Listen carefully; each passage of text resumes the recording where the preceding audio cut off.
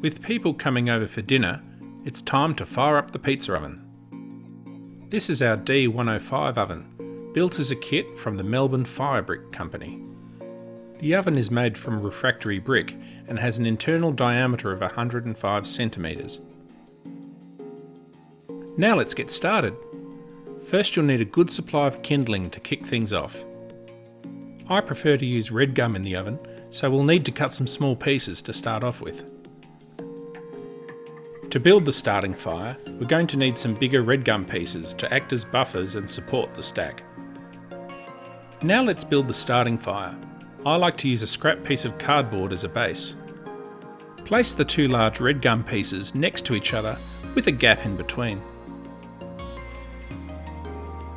Scrunch up some paper and place it in between the buffers. A few sheets will do the job.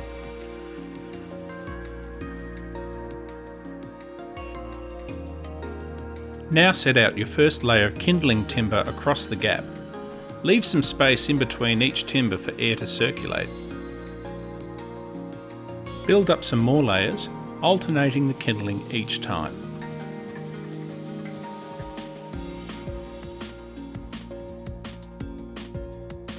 Now add some of the small red gum pieces to the stack, working like before.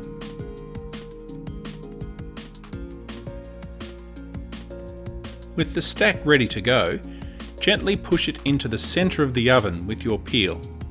Having the stack sitting on the cardboard base helps make this step much easier. It's time to strike a match and get the fire going.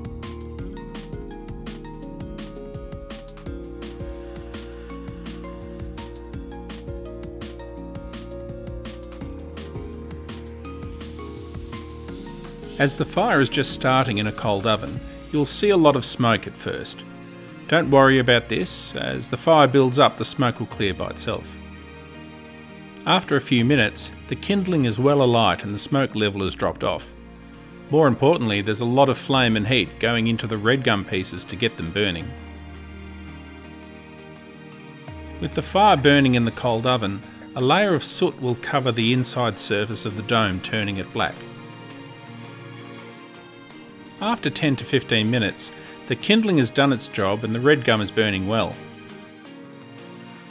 It's time to open up the fire, spread it out and add a lot more timber. Don't hold back in building up the fire. You need to get a lot of heat into the oven, so stoke it up really well.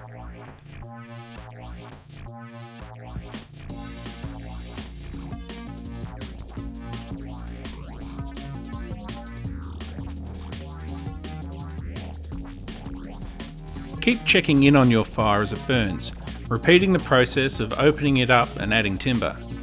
Keep going, building up the fire each time, and don't hold back with adding timber.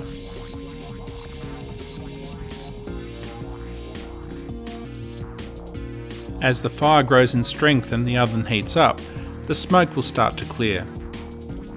After a couple of hours, you'll see that the soot layer has started to burn away from the inside surface of the dome. This indicates that the oven is warming up well enough to burn the carbon away. It's getting pretty hot in there. So let's add more timber. When all the soot is burned away and the dome is clear, the oven has reached a good working temperature and it's time to prepare it for cooking. Drag the fire over to one side, taking all the coals and burning timber across. I like to alternate sides each time I fire the oven to help keep the floor clean. Use a natural fibre brush to sweep the floor clean. You might want to wet the brush down beforehand, as it will quickly start to burn in the hot oven.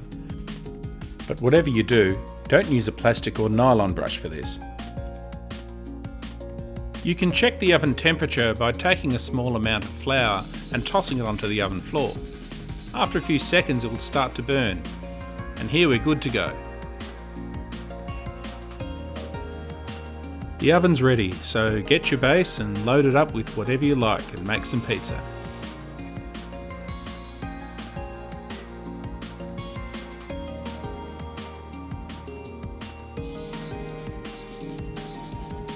Thanks very much for watching and buon appetito!